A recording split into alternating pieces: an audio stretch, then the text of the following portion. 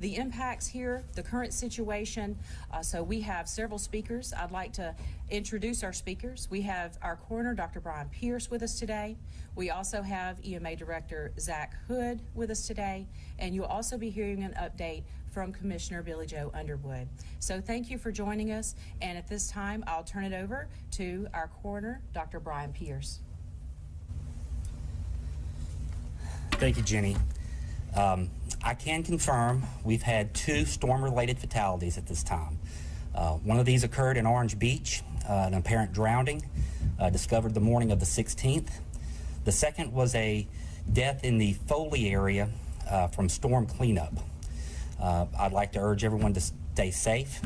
These families have been notified at this time as we do go through the cleanup process, both with generators and power tools. Please wear your protective equipment as we move forward. All other updates from the coroner's office will be directed through the EMA, so check their Facebook page for any updates. Thank you.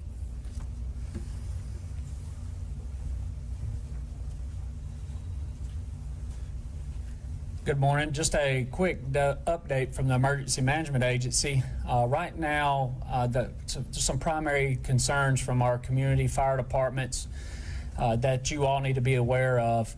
It's very important to first understand the risk associated with running a generator very close to your home.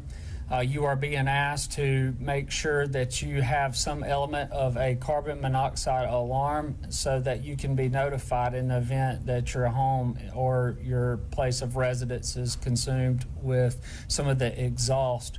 We've known historically that this has been a very problematic issue, and again, it's a reminder that you should not run your generator in close proximity to any of your residences or your housing options. You're also being asked by local fire departments to not, and strongly encouraged not to burn your debris. There are a large amount of power outages still, and the community members are having to sleep and live with windows and doors open. And so what you are being asked by your local fire departments is not to burn debris. Again, please do not burn the storm debris on your premises. It is creating issues for your neighbors. Right now, the Emergency Management Agency is very busy. This is a large, complex disaster. We are receiving federal, local, and state resources. It is constantly moving, very complex, many moving pieces. What I want to remind everyone that our disaster is, although it was very damaging and devastating to our coastal communities, it's countywide. We have heavy damage countywide, and there are many local communities that are needing assistance and resources, and we are working around the clock to make sure that those resources are expedited to the communities. I do want to say we could not do this without our local, state, and federal partners, and I wanted to commend the work that has been done to this point in getting us resources to push into the community. This will be an ongoing effort. Governor's office has been very helpful. We want to give thanks to the governor's office. We want to give thanks to our state emergency management agency. We have met with the federal emergency management agency, FEMA. The commission has been very supportive of our needs and ensuring that we can make quick purchases for items to immediately support the community. The coroner's office, the sheriff's office has been working nonstop around the clock to meet the immediate needs that involve public safety, and we want to give thanks to them as well. I would also like to thank Task Force Tarpon. They are a local asset to the state guard. They are very beneficial. Without Task Force Tarpon, we would not have been able to make many of the rescues and move a lot of the supplies that we are moving today. Special thanks to Task Force Tarpon. We also want to really acknowledge and welcome and thank you all of the non-government organizations. These are faith-based organizations. The American Red Cross has been very active. We have an enormous amount of resources being pushed to our community. We're identifying staging locations for them to operate and help us support the needs of people. And we want to really thank everyone that's involved in this large, complex disaster.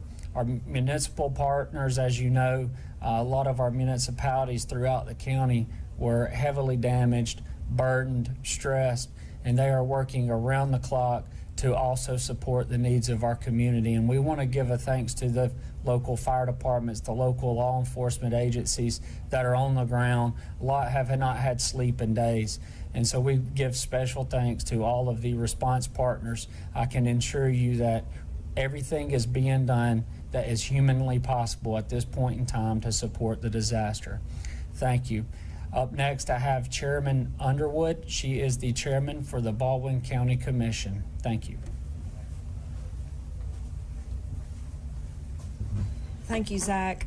Baldwin County, I just want to let everyone know that we are all in this together. Everyone has been affected by this situation in some ways more than others, but everyone has been affected. And I just want to encourage the citizens and the visitors to Baldwin County to please exercise patience. We've got our utility workers trying to get power restored. We've got first responders out. We've got everyone trying to get things restored as fast as possible. If you need to be on the road for a particular purpose, like going to work or getting supplies, but if you're just out looking, please be patient and stay home during those time frames if you can. It's not an order or anything, but please just be patient. And the roadways still have debris. We're trying to do our best. Please stay connected. We have our Baldwin County website. There's lots of updated information available on there. Our call center is running. Please report situations to us so that we can get the process. There is a process that works, and we thank you for your patience. All of the we're all affected. You know, most of us have no power at our homes.